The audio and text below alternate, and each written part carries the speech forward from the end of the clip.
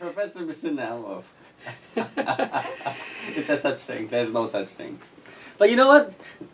The thing about Professor Naoumoff in my mind is you are multiple musicians. You're not only a pianist. You're not even a composer. You're also a teacher, of course, by your means of musicianship passing down to students like me, and also you're an improviser. So, after our initial conversation, what I want to do today is have focused segments of a conversation on each of your role, put it this way. And shall I start from you being a composer, which is one of the most striking things to me. If I may share with you, I do think the music education of nowadays, including from myself, the most lacking element is that most of us are not trained to be a composer. And I don't know why. And therefore I would like to humbly ask your opinion, what makes a composer? And I know your answer already, shall I? Excuse me. To you, I know it's something you breathe. You always told me that I will someday compose, which I never understood what you mean. Because to me, composition is an entirely different territory. I wish I can compose. Because I think a musician without the creative process is somewhat incomplete in his telling of himself. I'll let you speak now. What do you think of being a composer? When I was a child and I started playing piano, I was always hungry for more after the double bar of the end of the very beginner line-long piece. So, before you play your first piece, do you compose before you play any piece? So, when I finished practicing it thoroughly as I was told, since I'm very obedient as a child, I was hungry for more. And so I felt like I want to be more in this territory, in this storytelling, in this tale. Yeah. And so I was starting to puddle around. Put something into it. Into developing it or continuing it. Yeah. It was not, of course at that time I was 5, so it was not an intellectual decision of let me compose. Let me compose, exactly. It was just I want to be longer with this piece, and I was already bored, like many kids, to restart it from the beginning. I'll give you an example. If you play this as a child,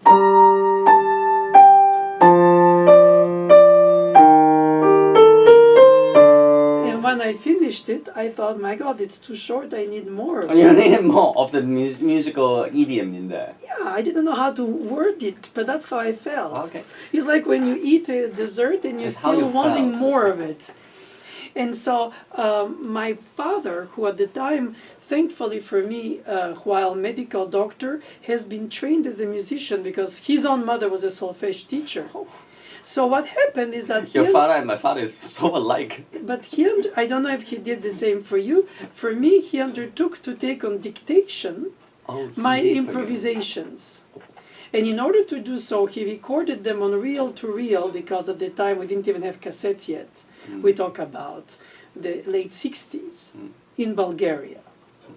And my father's good relative pitch trained ear from his mother, who was a solfège teacher, allowed him to transpose or translate my improvisation, and then he gave it to me as a score, and he told me instead of improvising it, why didn't you play it like a piece? So while I was listening and studying the Beethoven, the Bach, and all these Kulau, all the early or Tchaikovsky children album pieces, I also practiced my own pieces. Exactly. So I never heard this before. So your own improvisation, in a way, is your own reference for your composition. Because it translated from improvisation, which is by essence ephemeral and disappearing, into a piece that was written like the other pieces.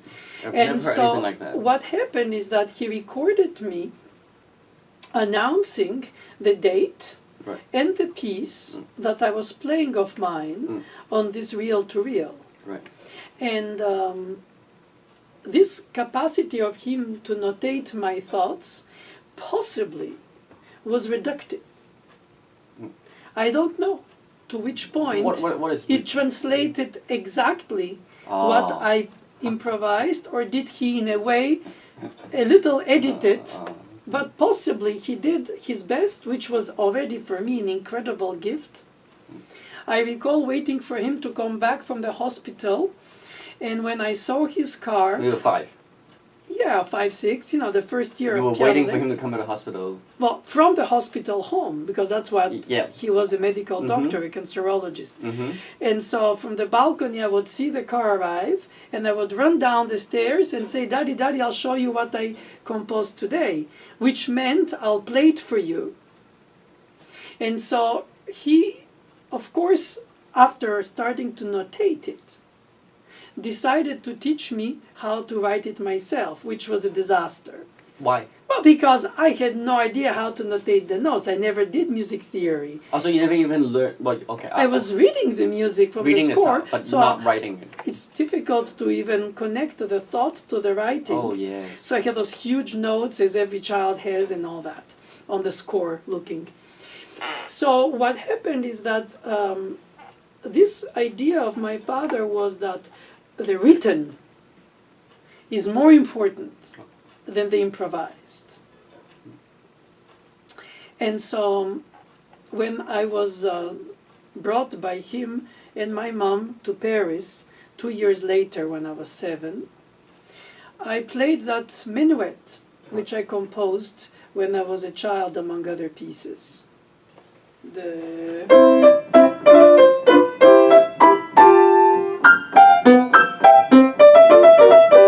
From the score to my teacher to be Mademoiselle Boulanger during my official and unofficial audition for her. And starting age 7, Mademoiselle Boulanger had an assistant. Unofficially she didn't. She was sort of like her other herself, alter ego we used to call her, Mademoiselle Dieudonné. And I had 3 lessons of 3 hours of music theory a week from age 7 onwards, with the assistant alone. Plus the 3 lessons of 3 hours with Mademoiselle Boulanger, with basic harmony and, if you want it, keyboard harmony. So combined, I was literally bombarded with music theory, age 7. So by the time I became 8, 9, I was able to write my concerto number 1, which you played with me at a US orchestra part once. Dear friends, you can watch it on YouTube. And so the reason for which this was the breakthrough in my life as a composer was the first piece that I notated. The concerto? From scratch. The concerto? Yeah. Was virtually the first piece you composed? No, that I notated myself. That was able to go from my head to my paper with my hand. The concerto? Yeah. Really? Because, as I said, in the first year or 2, my father was doing it for you, I know. What today some people with technology can perhaps do with some kind of a computer software. You know, you mentioned 2 interesting things. You were obedient. Very. But also, you were in the creative world. Because from an Asian point of view, the word obedient means not to do anything outside of the rule. Exactly. And so I understand what you're trying to say. I think that, as I like to say, you cannot not. I know, exactly. And so perhaps see, that is not per se non-obedient. Yeah. It's when you do it outside of what you have already done that you had to do. Yeah, and also being genuine, and of course not pretentious and deliberate. It was, I suppose, it was not deliberate for you. It came up. But interestingly, I think the thing about music education these days, at least from my tradition, I can almost say that we are simply not encouraged. Perhaps also because of the obedience. Not encouraged to even exercise our own creativity outside of the box or continue that. We're told to learn this piece every week with the teacher, and that's it. I think it's because it's skill-based learning. Yes, you're right.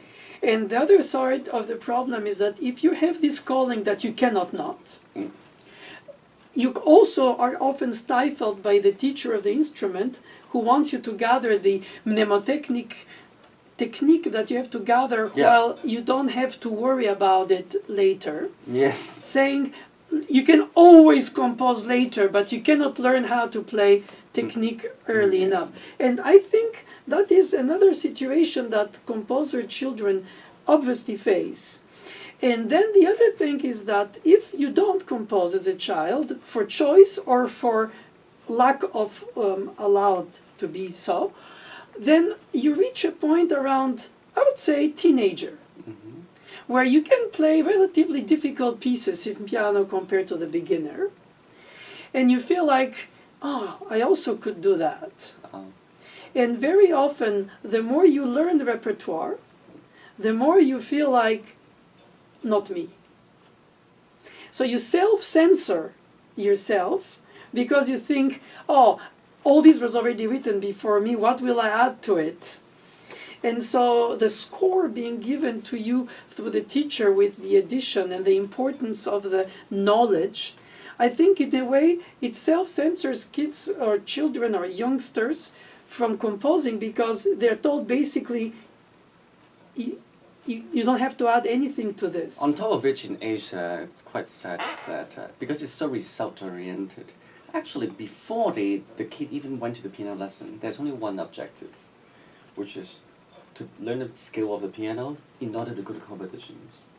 Most children play piano to please their parents. Before they learn to become puppets that can win competitions to please their parents. And that is what the parents gauge when they have no culture to know if it's useful to continue. Because how do you know if the kid is progressing or not? If not, when it's not skill-based learning, then it becomes general culture learning. And you decide that the child has to learn how to write without to become a writer, how to calculate without to become a mathematician, therefore how to read music without to become a musician. But that skill of learning how to read music is not taught unless it's a skill, but not as a general culture. And not all history students in high school become historians, but they have to study history. I suppose that's really where the I must say, shall I say, the quality of the education or the culture of the parent really affect the child. Another very, very interesting thing you said was that your father translated your improvisation into composition, and you also said that in a way you thought it was a reduction. Perhaps. I'm not really able to say that. Now it's really something I'm most interested about. It's the relationship of the three entities in music: the composer text, and the performer. There is no question that when you play your music, you don't think of interpretation. But what you discover when others play you. Yes. Oh, when others play your music. Then you realize that there are ways of hearing the piece differently. And how do you feel about that? So I feel about it like when I receive, let's say, an email from somebody who just met my adult child in another city where they are, and they tell me something pleasant about them, like, by the way, I met you mean a person, professionally, right? And they say, oh, this is a very nice person. Okay. And so what do I think about this is, oh my God, that's so good, because it's like a composition. It's your child. Okay. But others sees your child from their perspective, professional, amorous, friendly, and therefore it is your child, but it's no more your child. Okay. So if you play their music differently from the way the composer had imagined it, it's, I think, very flattering. If the composer has to lock in the way to play his music, then I think it's not universal. But what if you of let's say Emile Naoumoff, okay? Now Emile Naoumoff in Hong Kong, okay? And somebody meet Emile Naoumoff and totally told you about this person, totally distort how they see that person. wouldn't you feel offended? Because that's what the entire classical music world is talking about. Is that, oh, you're misinterpreting Beethoven's word. I think that in music, the greatest pieces are written so that even badly played, they sound good. And I find that very often the useless complication in the notation, language, or idiom that is chosen by the composer often doesn't translate in the quality of the hearing. In other words, I like to think that the notation of my music composed, without interpretational suggestions other than the minimum that you can put on a score, besides the rhythm and the notes, pitches, of course you put some indications, which sometimes are redundant because either they feel it, either they don't. But let's say they are guided at best. Then whatever they do with it, I think it's only a gift. And that comes back to the thought that Mademoiselle Boulanger, when she started teaching me, she told me that I received a gift from God and that my responsibility through life will be to give it to others. Mm. Now, when you're a 7, you think, I didn't ask for that gift, which I did. Why? Why me? Why am I so more responsible to give? Because I received something I didn't ask for. Mm. So it took me time to mature, but I understood to continuously do that either through the composition, which I consider the giving of my inner world, to share with others. Just like I love to share the inner world of the composers I play. Without to compare myself to them, obviously, because I would be totally unhumble in any civilization. But the fact is that what motivates me is to share with the audiences the inner world of the composers I like to play. So if I can contribute, I do. And it's not that I think that it's necessary, because it's true. Everybody taught me, everybody already wrote everything. Why do we need you? But somehow, I think that it's not unhumble to consider that what I wrote is worth. Because if I don't, then what's left? In other words, you don't have to be having a big ego to have self-esteem. But without self-esteem, you don't function. Yep. It's like a balloon without air. And so I think the problem is to find the balance between humility in achieving your goals and the point of all, which is to transmit music to others if spiritually it makes them feel better. Because ultimately it's a spiritual exchange, music. It's not about demonstration. It's not even about imposition. It's more about chosen sharing, would it be a concert performance or a piece you wrote or a recording you did. And I find that it's nothing wrong to say, I also want to play the Sonatine by Ravel, even if everybody I admire already played it and recorded it. So I should not even touch it. That's not true. I still think that you can express something composed in C major 4/4 tonal, even if it sounds banal as a predicament, or you can still play Sonatine by Ravel, even if you think everybody before you has achieved playing it. Don't you compose on your own head, in your own head? I don't. I'm scared to. Scared by what? By the confines of my upbringing. Even if I'm such a rebellious kid.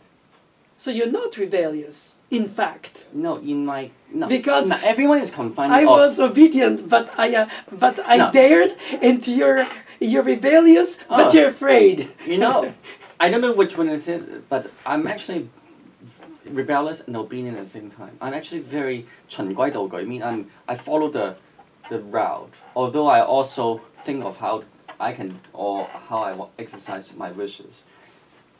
What if after you finish playing the 5th sonata by Scriabin, you decide without any... Let's go on. Exactly. without any self-awareness that might stop you from, just let me go a little bit further in it. I can tell you what will happen. What? I go blank. That's exactly what will happen. What should I do now? That's the question. Well, then perhaps you shouldn't do it at all. Which? But if you let yourself, perhaps at the level of hypnosis, subconscious, you might release that from you. You are absolutely right. And when you perform it, do you speaking, feel you composed it? Sorry? When you perform it, do you feel you're composed yes, it? Yes, I do. I mean, I wouldn't say composed, but I tell the story from the beginning to the end, as if it's a new story. And who tells the story? I do. So while you tell the story being not yours, yes, it's yours during the telling of it. Yeah. So in a way, you're recreating it. If absolutely. not, the music paper itself doesn't talk. Absolutely. So in a way, you can say that interpretation is a form of composition. Absolutely.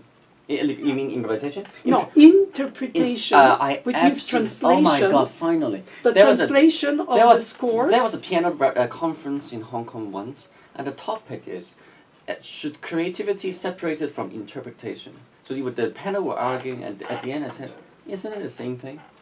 Because let's say if I'm Shakespeare and I recite, if I read the Shakespeare and recite it, at the same time I'm creating the prose from the page to what I do now, and it's inevitably an interpretation, but also I'm creating. So creation and interpretation is exactly the same thing in performing art. But I think that publishers of scores and publishers of recordings yes. have in a way stifled this, because if you were studying music in Bach's time, yes, you didn't have access to scores.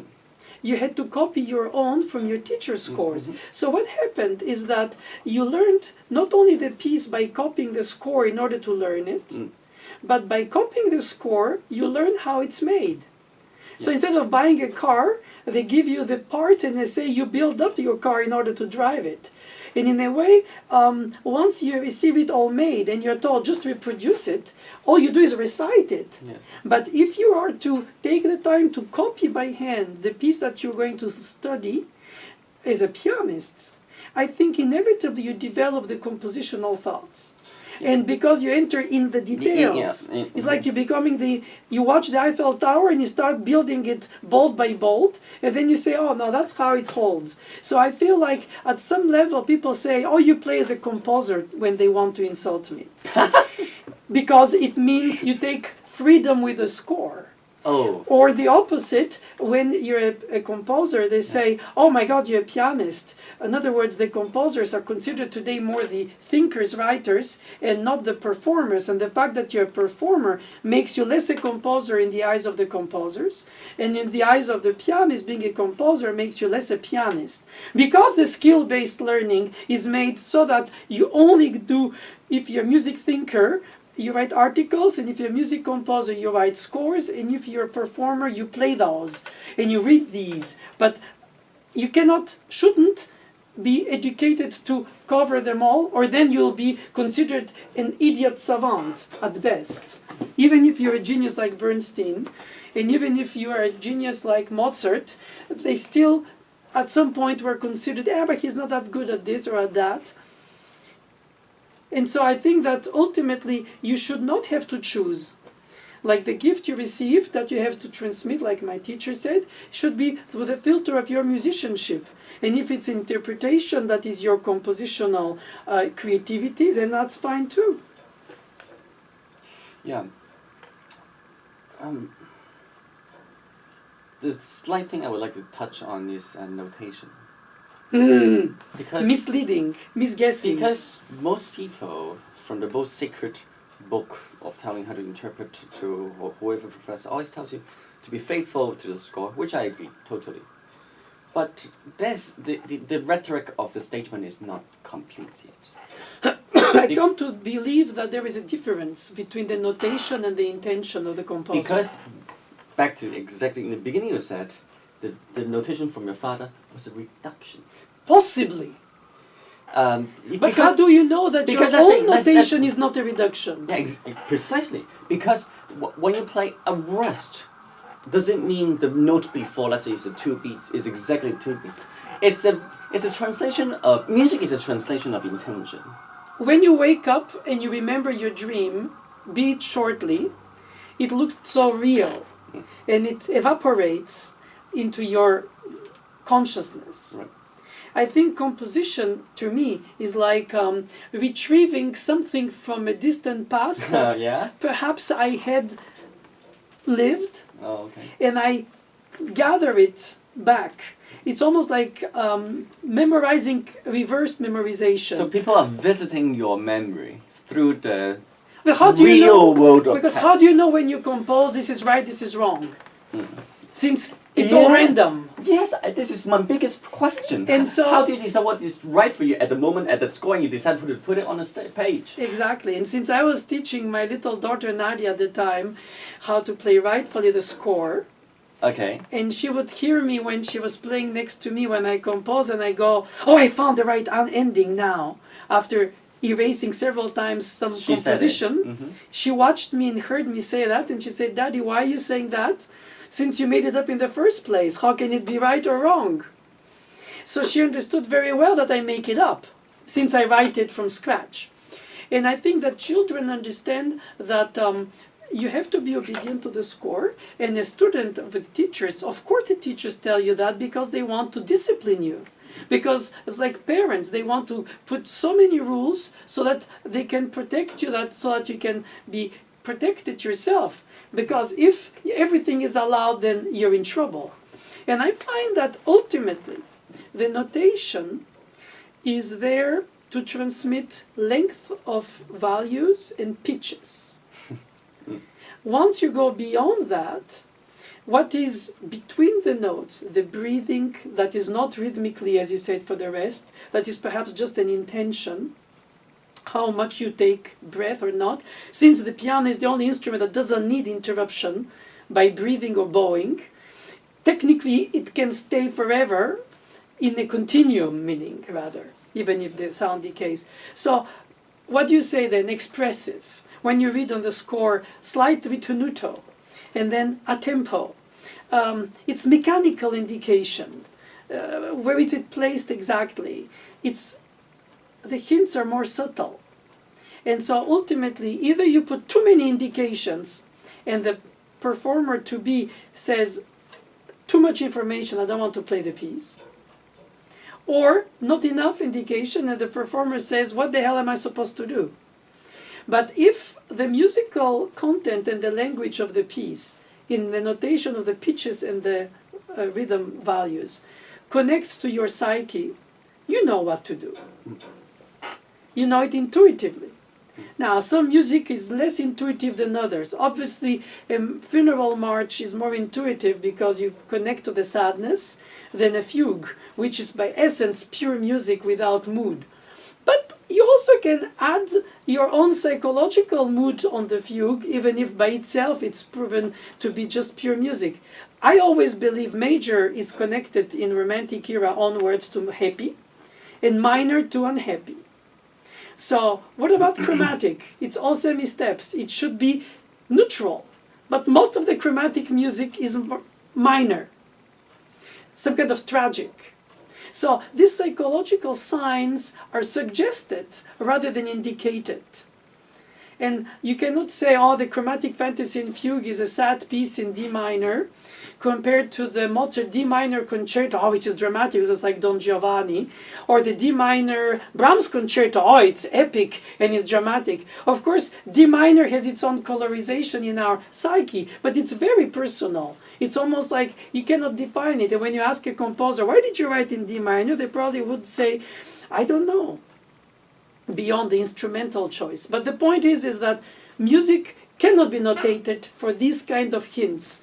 Either you get it, either you don't. And if the teacher can correct it, if the publisher can direct you, then you feel like you're obedient. But ultimately, it's your playing. And I think that when you play a piece, you feel free enough when you know it enough. First, you learn the notes. Second, you perform it in front of people. Third, you go through it again after a few times. After 4 or 5 years, I think you start knowing the piece almost as if you've written it. And it becomes a companion for your lifetime travel with. And so perhaps to a certain extent, since the composers of the past were all performers, and the performers of today are no more composers, mostly because they self-censor, And the composers don't like the performers to compose, because then it feels like everybody should keep their lane in the racetrack. I think that if you start running sideways, you disturb most of the runners. That's why we don't have a Lang Lang sonata. At last, ever since I've met you, basically, almost every day I met you, you told me you composed a piece. Yeah, I always do. I lay eggs like a chicken. And it's relentless. It's Yes. beyond reason and purpose. You just do, like I eat Chipotle. Like one needs to breathe. I mean, one needs to love, one needs to hope, one needs to I mean, it doesn't mean that it's valuable. That is out of the question. It's a already. necessity. Yes. But it's like, at best, it's the inner garden. Oh. And from time to time, you bring it out and you say, this is my piece. And if it connects with somebody's psyche, when I am played, like my, lately, Su Jin-ju played my Perfume of the Soul. She played it like when I was composing it. Do you have a score?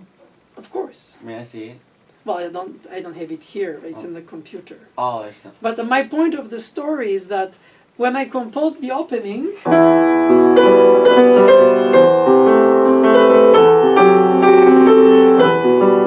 not sure of the accompaniment patterns anymore, but the melody. I always think a melody is unforgettable more than a harmony, but that's signature story. And yes, so when I hear her play, I feel like I hear myself composing it.